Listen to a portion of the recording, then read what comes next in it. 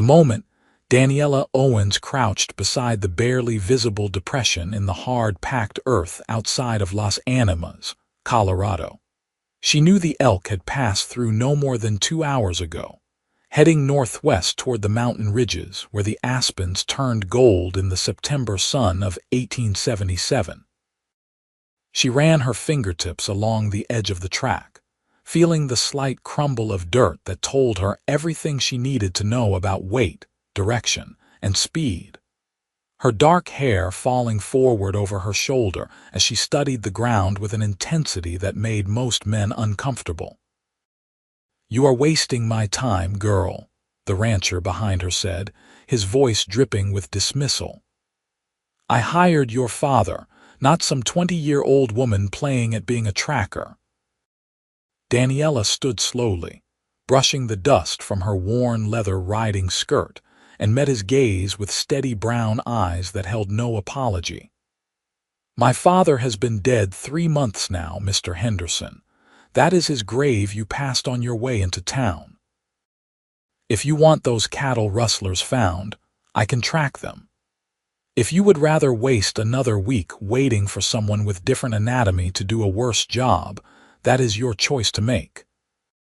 She turned and walked toward her paint horse without waiting for his response, her boots making soft sounds against the packed earth of the main street.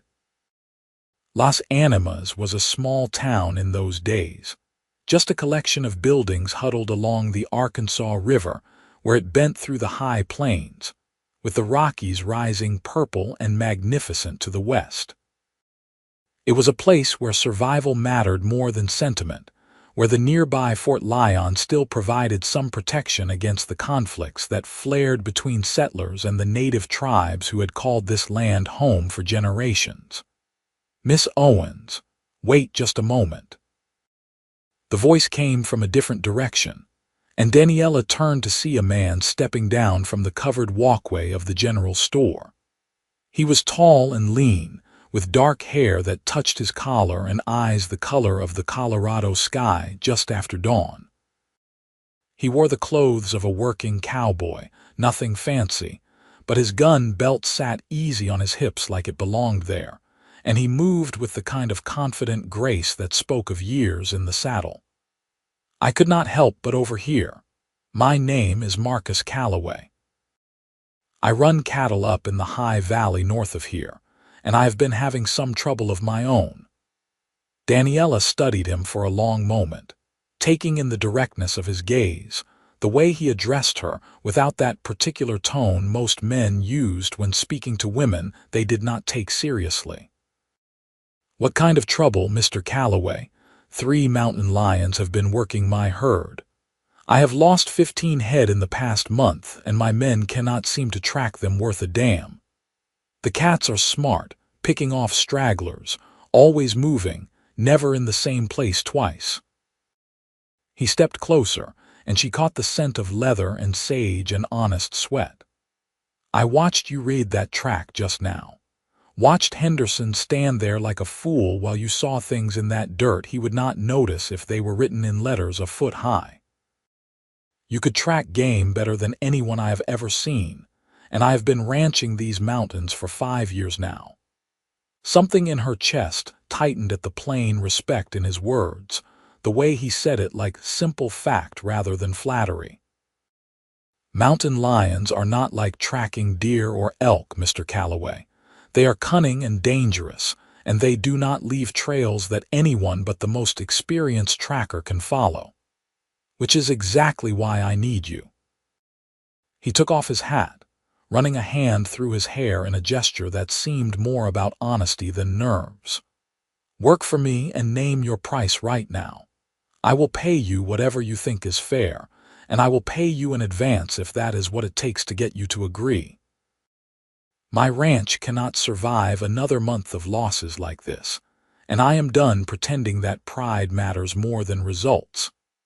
Daniela felt the weight of the townspeople watching them, felt the judgment that always came when she dared to step outside the narrow boundaries drawn for respectable women. Her father had taught her to track when she was barely tall enough to reach a stirrup. taking her into the wilderness because her mother had died bringing her into the world, and he had no one else. He had taught her to read sign the way other girls learned to read books, to understand the language of bent grass and disturbed soil, and the particular way different animals moved through the landscape. When he died of a fever that summer, leaving her alone in their small cabin with nothing but his rifle and his reputation, she had known that survival meant using the only skills she possessed. $50, she said, watching his face for the flinch that would tell her he was not serious. 25 now, 25 when the job is done. Marcus Calloway did not flinch. He reached into his vest pocket and pulled out a leather wallet, counting out bills that he placed directly into her hand. $50 now, and another 50 when you finish the job. I am not asking you to work for charity, Miss Owens. I am asking you to save my ranch, and that is worth paying properly for. The money felt heavy in her palm, more than she had seen in months, enough to buy supplies for the winter and pay the debt her father had left with the general store. She folded the bills carefully and tucked them into her own pocket, then extended her hand the way her father had taught her to seal a bargain. When do we start, Mr. Calloway? Call me Marcus, and we start tomorrow at first light if that suits you. My ranch is a 3-hour ride north, up into the valley where Timber Creek runs down from the high country. You can stay in the main house. I have extra rooms, and my housekeeper will make sure everything is proper and respectable. Daniela almost laughed at that, at the idea that her reputation was something that could still be protected, but she just nodded and shook his hand. His grip was firm and calloused, the hand of a man who worked his own land rather than just giving orders, and when their palms touched, she felt a spark of something she had not expected, a warmth that traveled up her arm and settled somewhere behind her ribs. She rode out to his ranch the next morning, as the sun was painting the mountains pink and gold, following the trail north along Timber Creek as it climbed through stands of ponderosa pine and Douglas fir. The valley opened up before her like something from a dream, a long stretch of grassland tucked between mountain ridges, with a ranch house and outbuildings built solid from local timber and river stone. Cattle dotted the meadows, and she could see men working in the distance, but it was Marcus who came out to meet her as she approached, leading a fresh horse already saddled and ready.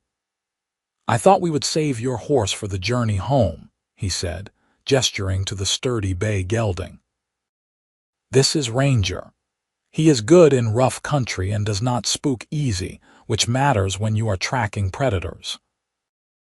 They rode out into the high pastures where the attacks had been happening, and Daniela felt herself slip into the focused state that tracking required, her awareness expanding to take in every detail of the landscape.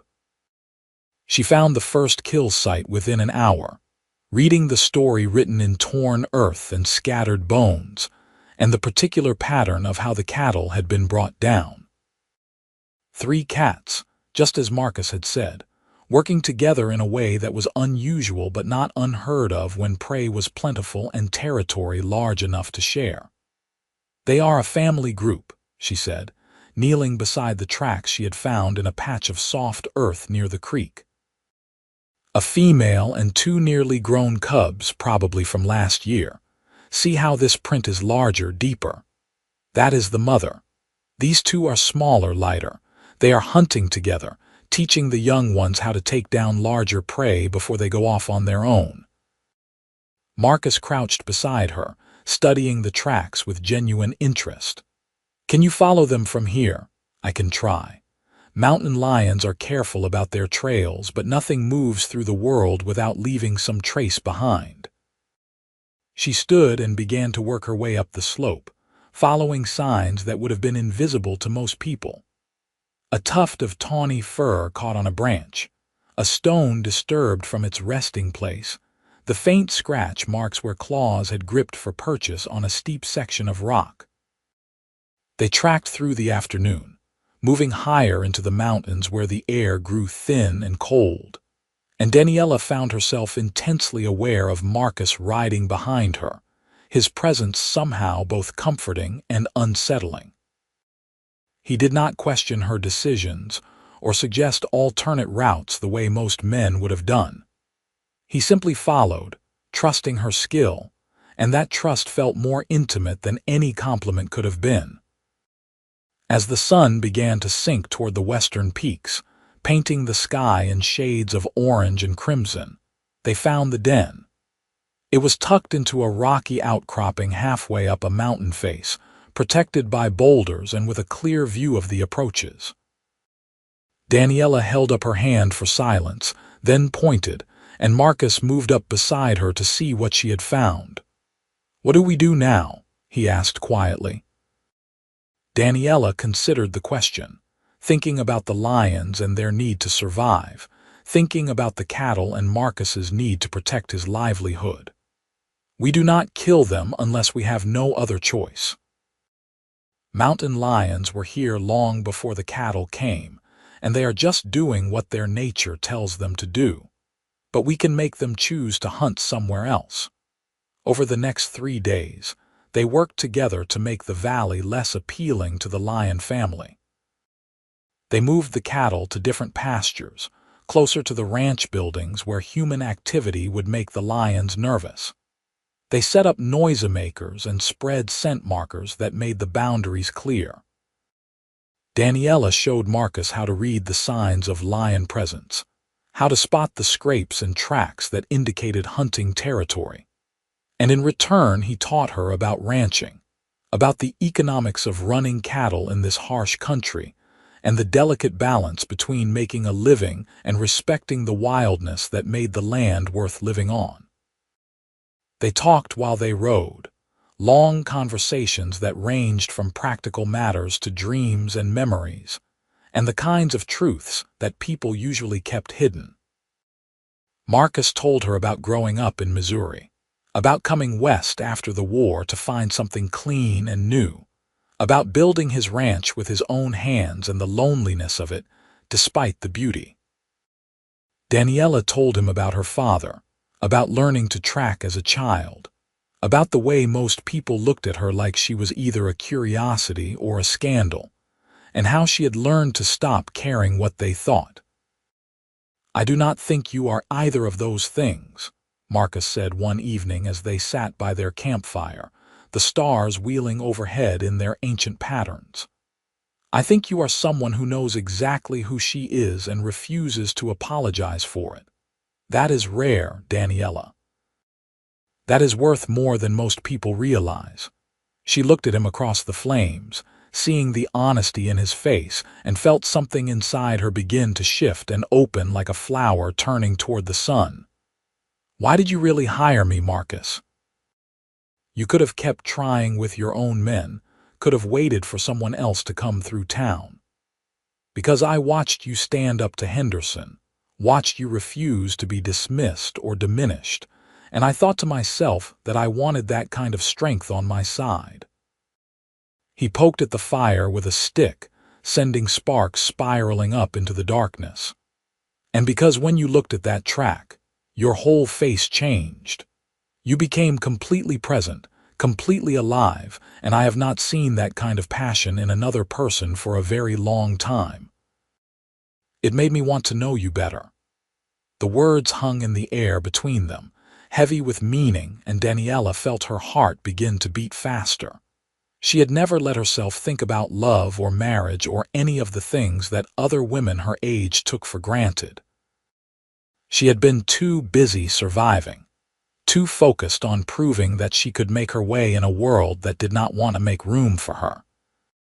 But sitting there with Marcus, with the mountain night wrapped around them and the honest warmth in his eyes, she let herself imagine what it might be like to have a partner instead of just struggling alone. "I am not good at being what people expect," she said quietly. "I cannot cook fancy meals or do needlework or any of those things that ranchers' wives are supposed to know. All I know is tracking and hunting and how to survive in the wilderness." Marcus set down his stick and looked at her directly.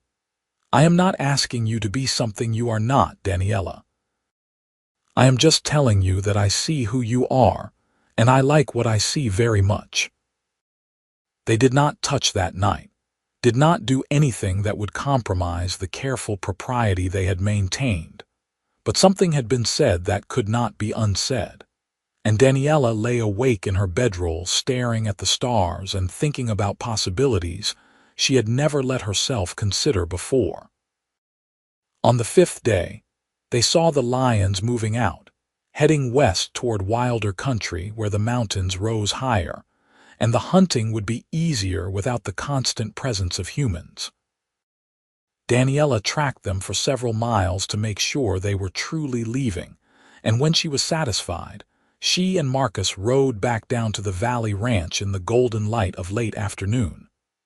"You did it," Marcus said as they unsaddled the horses in the barn. "The lions are gone, the cattle are safe, and you did it without unnecessary killing. That takes skill and wisdom, Daniela. I am grateful." She accepted the praise with a nod, then surprised herself by asking, "What happens now? I have fulfilled our agreement. I should head back to Las Animas." Marcus stopped what he was doing and turned to face her fully. "You could do that, or you could stay. Not as an employee, not as a tracker I hired for a job. Just stay because I would like you to, because I think we have started something here that deserves a chance to grow into what it might become." Daniela felt fear and hope warring in her chest, felt the familiar urge to run before she could be disappointed or hurt or proven foolish. But she also felt the truth of what Marcus was saying, felt the connection that had been building between them during those days in the mountains, and she made herself be brave enough to take the risk. "I would need my own space," she said. "I am not agreeing to anything more than getting to know you better, Marcus. I need you to understand that. I have a cabin up by the north pasture that one of my men used to live in before he moved on. It is small but solid, and it would be yours for as long as you want it. No obligations, no expectations beyond honest friendship and seeing where that might lead." He paused, then added, "And I would like to learn more about tracking from you if you are willing to teach. There is so much about this land I still do not understand, and I think you could help me be a better steward of it." The offer was so carefully constructed, so respectful of her independence while still making his feelings clear, that Daniela felt something inside her relax for the first time in months. "All right," she said, "I will stay for a while. But I am keeping my own horse and my own rifle, and if I decide to leave, you do not get to make a fuss about it." Marcus grinned, and the expression transformed his whole face. "That seems fair. Should we shake on it?" They shook hands there in the barn with the smell of hay and horses around them, and this time when their palms touched, Daniela let herself acknowledge the electricity that passed between them. Let herself feel the attraction without immediately trying to deny or bury it. She moved into the north cabin the next day, a sturdy little structure with a stone fireplace and a window that looked out toward the mountain peaks.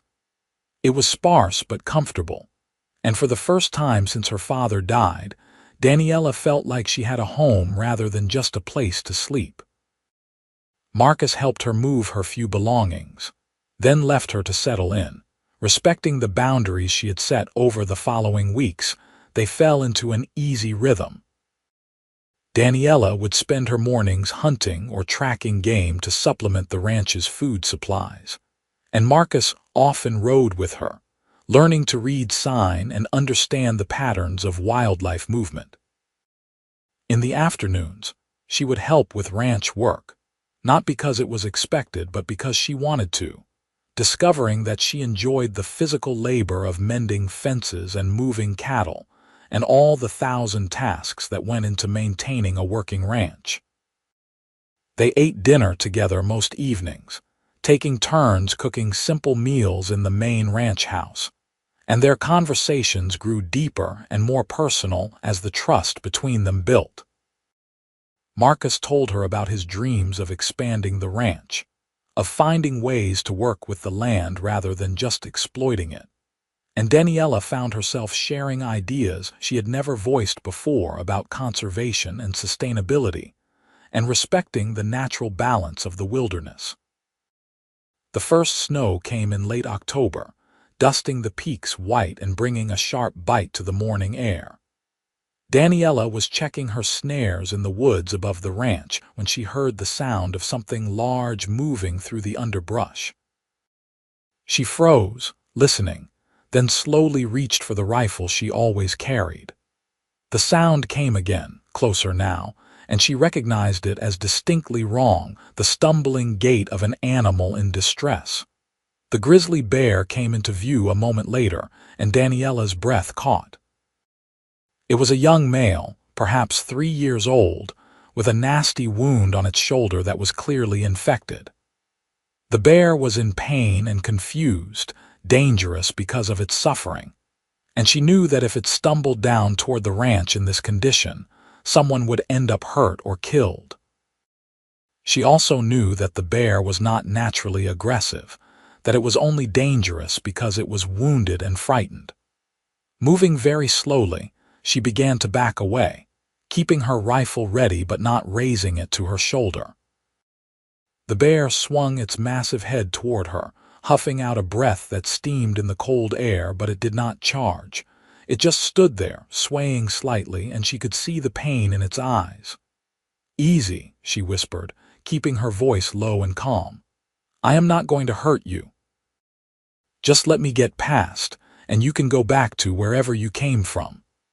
The bear watched her for a long moment, then turned and shambled back into the forest, moving away from the ranch rather than toward it. Daniela waited until she was certain it was gone, then hurried back to find Marcus. "We have a problem," she said, finding him in the barn repairing a saddle. She described the bear, its wound, and its proximity to the ranch buildings. "It is too hurt to hunt properly, which means it might get desperate and go after the cattle or worse.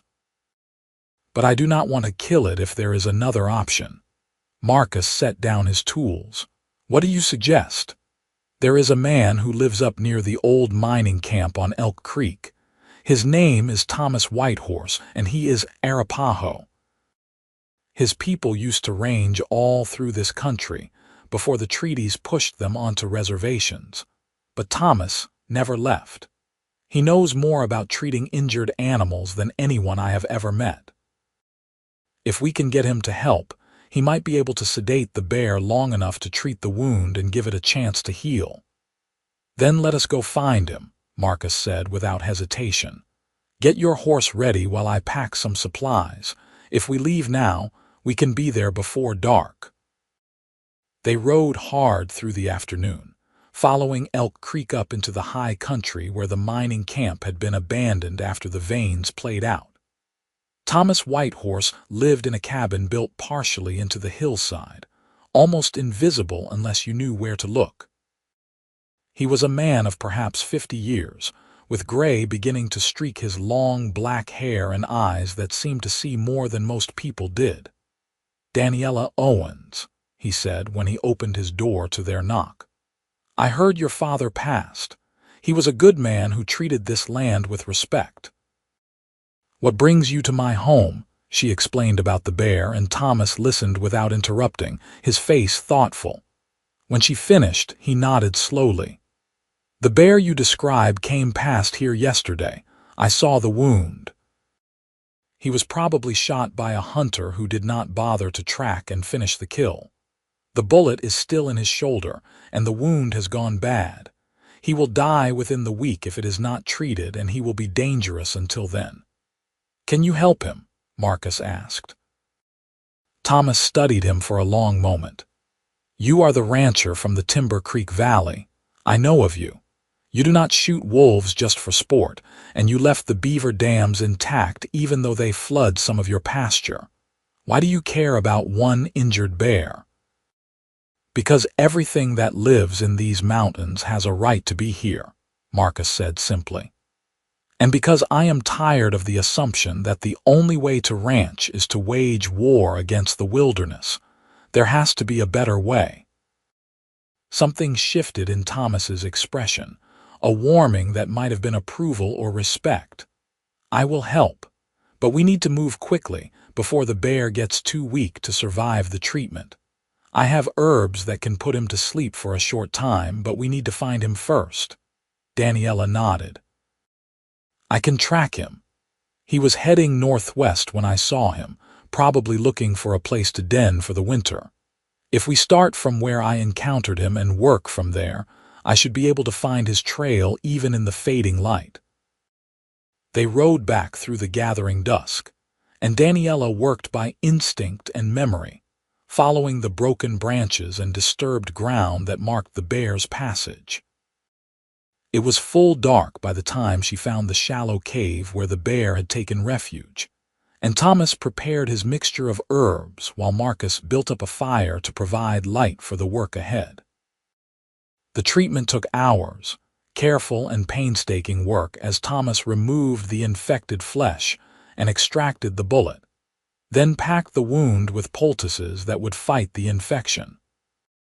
The bear slept through it all, his massive chest rising and falling in steady rhythm, and Daniela found herself praying to a god she was not entirely sure she believed in that the animal would survive. Finally, as the moon rose high overhead, Thomas sat back and wiped his hands. That is all I can do. The rest is up to the bear and the spirits that watch over wild things. He should wake by morning, and if he does, he has a good chance of healing fully. They camped near the cave that night, taking turns keeping watch to make sure the bear woke safely and to protect him from other predators while he was vulnerable. During her watch, with Marcus asleep by the fire and Thomas singing soft prayers in his own language, Daniela found herself thinking about the strange path that had brought her to this place, about the unexpected kindness of the man who had hired her and the quiet wisdom of the man who had helped them save a bear's life. The bear woke with the dawn, groggy and confused but alive. It emerged from the cave slowly, sniffed the air where the three humans waited at a respectful distance, then shambled off into the forest without a backward glance. Daniela felt tears prick her eyes at the sight, at the simple rightness of it. "Thank you," she said to Thomas. "I know you had no obligation to help us." "You are your father's daughter," Thomas said. He understood that we are all connected, all part of the same web of life. That understanding is rare among the settlers, but I see it in you, and in your cowboy. He glanced at Marcus with something that might have been amusement. He looks at you the way the river looks at its banks, like you are what gives his life direction and purpose. Daniela felt heat rise in her cheeks, but she did not deny it. "We are friends," she said, then amended. "We are becoming more than friends, I think, but it is complicated." "Love is always complicated," Thomas said, "but it is also simple. Either you trust enough to let it grow or you do not. There is no middle ground that will satisfy your heart." They rode back to the ranch in the clear November morning, and Daniela thought about Thomas's words, about trust and risk, and the way Marcus had spent an entire night in the cold mountain air to help save a bear he had never seen because she had asked him to. That meant something. That meant more than pretty words or easy promises. "Thank you for coming with me," she said as they followed the trail down into the valley. "I know it cost you a day and a night of work, and you did not have to do that." Marcus turned in his saddle to look at her, his eyes serious. "Daniela, I would follow you into a lot worse than a cold night in the mountains. I thought you understood that by now." "I am starting to," she admitted. "It is just hard for me to believe that someone could want me the way you seem to, without trying to change me or make me smaller to fit into their idea of what I should be. Then let me say it plain, because I am tired of dancing around it." He reined his horse to a stop, and she did the same, the two of them sitting there on the mountain trail with the whole valley spread out below them. "I am in love with you, Daniela Owens. I love your strength and your skill and the way you see the world with such clear eyes. I love how you care about a wounded bear, and how you refuse to let Henderson dismiss you, and how you track game better than anyone I have ever known. I am not asking you to change a single thing about yourself. I am just asking if you might consider letting me be part of your life in a permanent way." Her heart was hammering so hard she thought he must be able to hear it. "What kind of permanent way?" "The kind where we build a life together. The kind where you teach me everything you know about this land, and I teach you everything I know about ranching, and we figure out the rest as we go. The kind where I wake up next to you every morning and fall asleep next to you every night, and we face whatever comes together instead of alone." He paused, then said with simple honesty, "I want to marry you, Daniela. I want you to be my wife and my partner and the person I choose above all others for the rest of my days." She sat there on her horse, feeling the weight of his words settle over her like a warm blanket, and realized that Thomas had been right. There was no middle ground that would satisfy her heart. She either had to trust Marcus with the truth of her feelings, or she had to spend the rest of her life wondering what might have been. "I love you too," she said, and the words felt like jumping off a cliff, terrifying and exhilarating all at once. "I think I started falling in love with you when you said you would pay me whatever I thought was fair, like my skill actually mattered. And I kept falling every day since, watching the way you treat your animals and your land and me with the same steady respect. Yes, Marcus, I will marry you." He swung down from his horse in one fluid motion and came to her, reaching up to help her down so that they were standing together on the trail. Then he cupped her face in his hands and kissed her, gentle at first and then deeper, and Daniela felt the last of her defenses crumble away. She kissed him back with all the passion she had been holding in check, tasting the promise of the future on his lips. They were married 3 weeks later in a small ceremony in Las Animas, with Thomas Whitehorse standing as one of the witnesses and the rancher's housekeeper as the other. Daniela wore a simple dress of deep blue that Marcus had bought her in town, and he wore his best suit, and when they said their vows, she felt like she was finally stepping into the life she was meant to have. The first winter of their marriage was hard in the way that all winters in the Colorado mountains are hard, with snow that piled in drifts taller than a man and temperatures that dropped so low the creek froze solid. But inside the main ranch house, with a fire crackling in the hearth and Marcus's arms around her at night, Daniela had never felt warmer or safer or more completely at home. She continued to track and hunt, and Marcus continued to learn from her, until he could read basic sign on his own and understood the patterns of wildlife movement well enough to make better decisions about where to graze his cattle and when to keep them closer to home.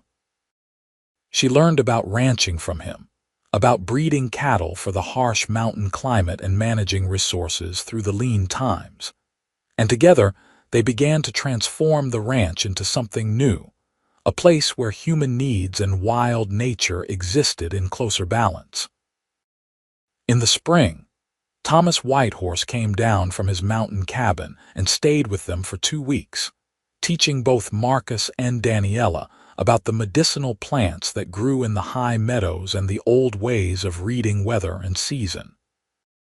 They formed an unlikely friendship, the 3 of them, bound together by shared respect for the land, and a vision of how the West might be settled without destroying everything that made it worth settling.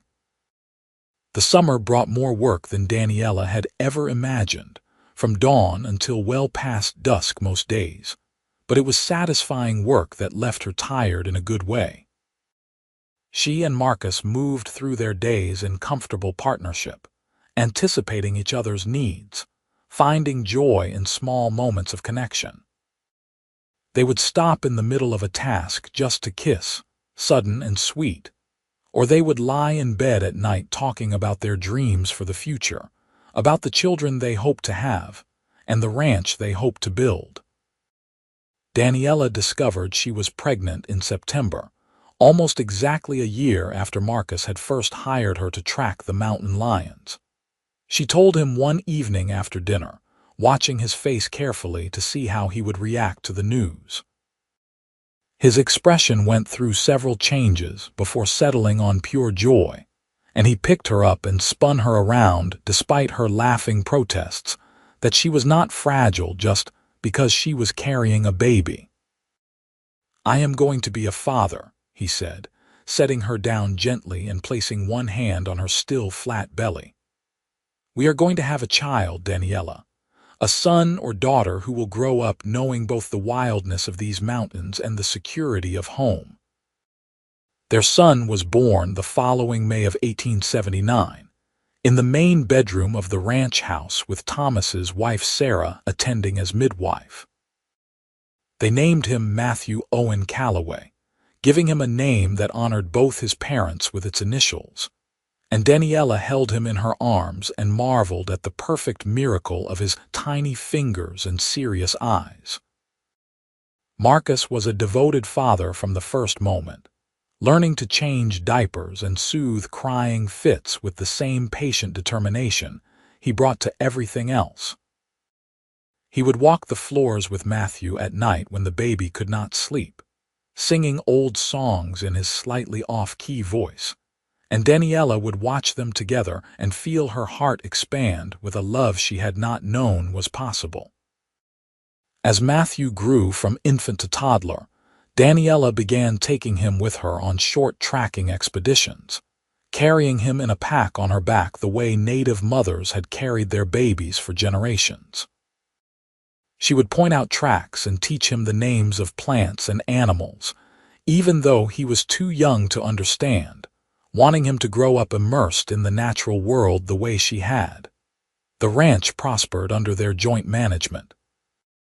Word spread about Marcus Calloway's methods, about how he ran cattle without declaring war on predators, about the tracker wife who could find lost stock or injured animals with uncanny accuracy.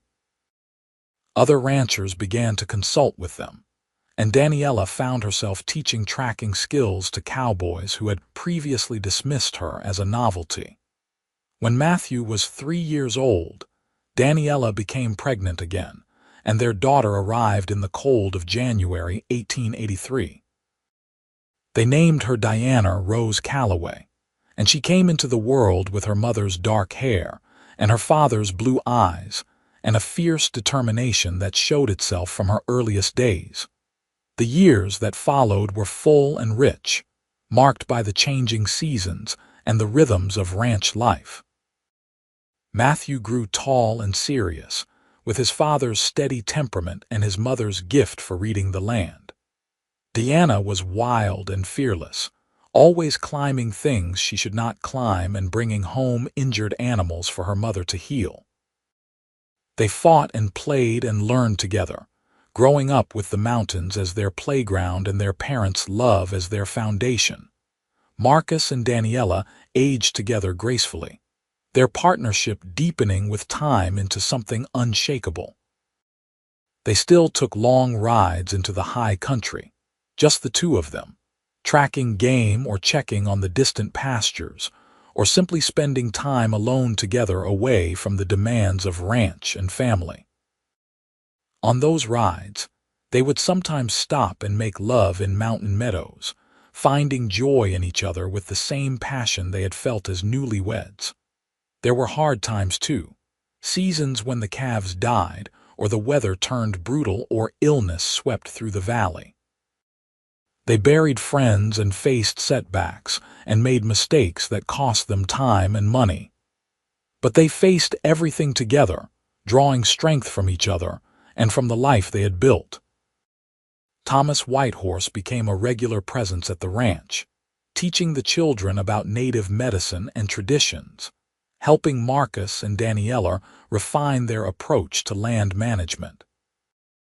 When the conflicts between settlers and tribes intensified in the surrounding territories, Thomas found sanctuary on their land, and they made it clear that anyone who came looking for trouble would find more than they bargained for. On their 10th wedding anniversary, Marcus surprised Daniela by taking her back to the spot on the mountain trail where he had first told her he loved her. They stood there in the autumn sunshine, older now and marked by the years, and he pulled her into his arms and kissed her with the same tenderness he had shown that first time. "I would do it all again," he said. "Every moment, every choice, every hardship. Because all of it led me to you, and you are the best thing that ever happened to me." Daniela leaned her head against his chest, listening to the steady beat of his heart. "When I was tracking those mountain lions, I thought I was just trying to survive another day, earn enough money to make it through another winter. I had no idea I was tracking my way toward the life I was meant to have." "You could track game better than anyone," Marcus said, echoing the words he had spoken so long ago. "But you tracked your way into my heart better than anyone too. Thank you for taking the risk, Daniela. Thank you for saying yes."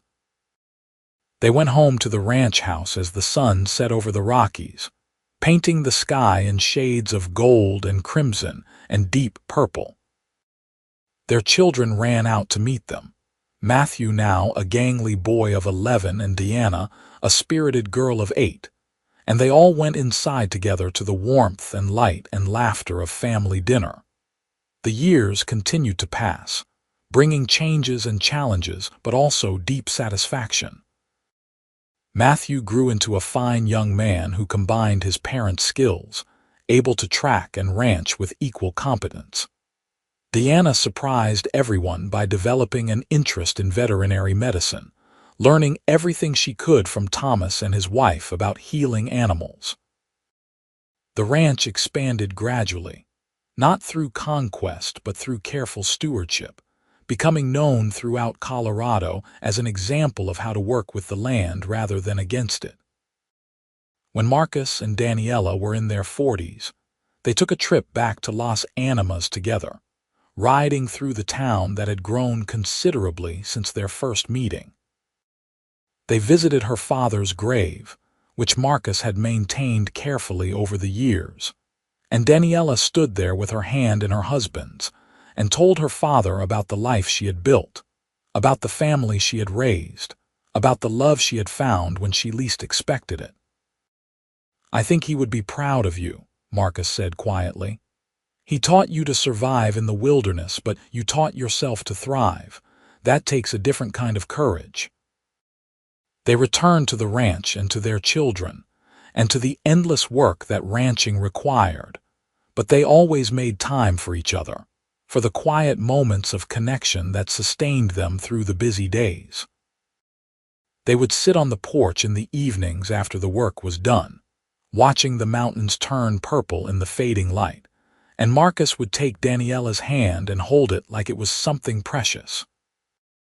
As they grew older, they began to step back from the day-to-day running of the ranch, letting Matthew take on more responsibility while Deanna pursued her calling as a healer of animals. But they remained active and engaged, riding out to check on the herds or track a predator that was causing problems, still partners in every sense of the word.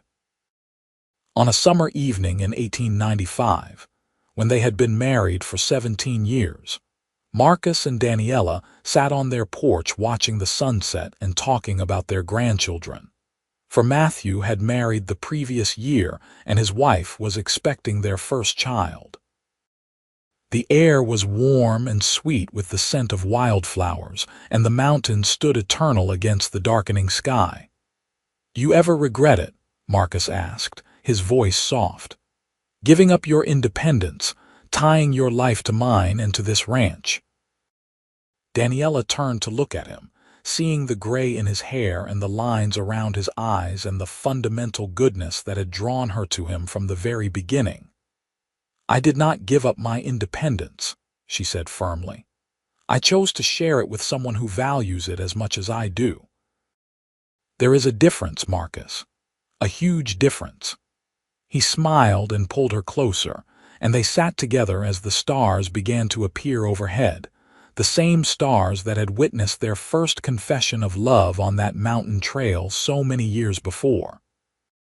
They had built something real and lasting, something that would endure long after they were gone, carried forward by their children and their children's children.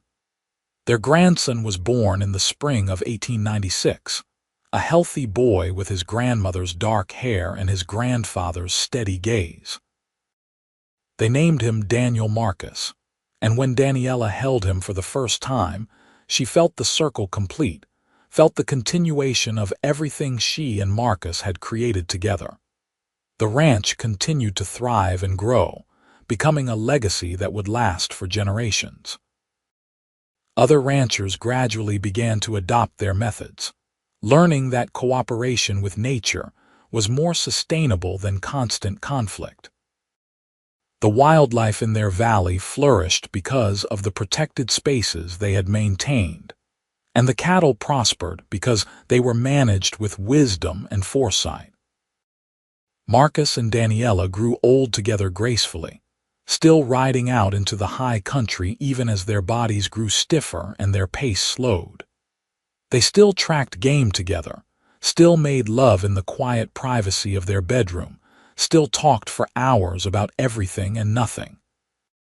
The passion that had first drawn them together mellowed into something even deeper, a love that was woven into every aspect of their lives.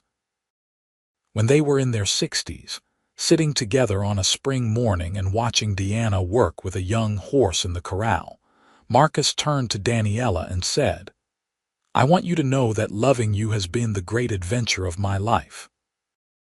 Greater than coming west, greater than building this ranch, greater than anything else I have ever done or will do." Daniela felt tears prick her eyes, the good kind of tears that come from being truly seen and valued. "You gave me a home when I thought I would spend my life alone," she said. "You gave me children and partnership and a reason to believe in tomorrow. I love you, Marcus Calloway. I have loved you since that day you told me to work for you and name my price, because you were the first person who saw my worth without trying to diminish it." They lived well into their old age, surrounded by children and grandchildren, and the land they had tended so carefully for so many years. They remained partners until the very end, still holding hands and sharing kisses and finding joy in each other's company, even when their bodies grew frail and their steps grew slow. The ranch became a landmark in southern Colorado, known for its sustainable practices and its respect for the wildness that surrounded it. The tracking skills that Daniela had learned from her father were passed down through the generations, preserved and honored as the valuable knowledge they were. The balance between human needs and natural systems that she and Marcus had worked so hard to achieve became a model for others to follow. In their final years, sitting together on the porch they had shared for so many decades, Marcus and Daniela would sometimes talk about that first meeting in Las Animas, about the mountain lions that had brought them together, and the bear they had saved, and all the moments of choice that had led them to this particular life. They had taken risks and trusted each other and built something beautiful from the raw materials of skill and respect and love. "If I had it to do over again," Daniela said one evening, her voice soft with age but still strong with conviction, "I would not change a single thing. Every moment led me here to you, to this life we made together. That is worth more than I could ever say." Marcus squeezed her hand, his grip still firm despite the years. "Then we did it right, my love. We took our chances and we built our dreams and we loved each other through it all. That is the best any two people can hope for." They sat together as the sun set over the mountains they had called home for more than 4 decades, their lives entwined so completely that it was impossible to say where one ended and the other began. They had been partners in every sense of the word, building a legacy that would endure long after they were gone. A testament to what was possible when two people chose to face the world together with courage and love and unshakable faith in each other. The Wild West that had been their home was changing, growing tamer and more settled with each passing year, but the wilderness they had protected on their land remained intact, a sanctuary for the wild things that had been there first. Their children and grandchildren continued their work, carrying forward the values and the vision that Marcus and Daniela had instilled in them from birth. And when the time came for them to leave this world, they left it together as they had lived in it, hand in hand and heart to heart, having created something beautiful and lasting from the courage it took to trust in love. Their story became legend in the valley, told and retold around winter fires, the tale of the tracker who could read the land better than anyone and the cowboy who had been wise enough to recognize her worth, and how together they had built a life that honored both the wildness of the mountains and the strength of human connection. It was a love story worthy of the vast landscape that had witnessed it, full of passion and respect, and the kind of partnership that transforms two individuals into something greater than either could have been alone.